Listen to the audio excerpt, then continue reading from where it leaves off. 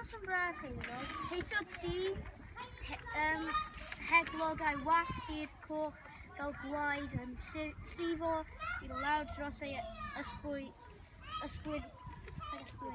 ysgwyddau. Ar gefn beic roedd yn taflu baw ci ffi ar llwybr yn y parc. Roedd y dyn wedi cael diwrnod hyll ac roedd e eisiau i pawb arall cael diwrnod hyll hefyd. Ond wrth iddo chwerthin fel haena ar bawb oedd yn baglu dros y baw ffi, hedfanodd fel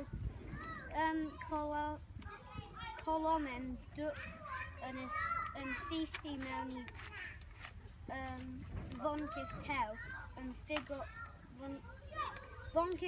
a ffigog coeden enfawr yn canol y parc.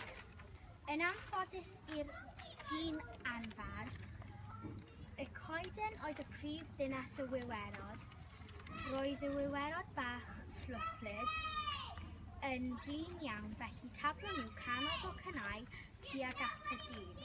Yn y cyfamser, roedd yr haul yn toddi a'r nos yn cau am y parc. Diflannodd y wiwer yn ôl i'r coeden, brown fel siocled, gan adael y dyn yn y tywyll.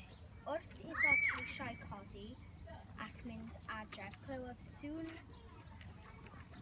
ryddfan yn dod o'r gwyrdd enfawr gwyrdd. Cerddodd y dyn fel mawoden i ceisio gweld beth sydd yn cuddio yn y gwrych, ond aeth y dyn o drwg i waith.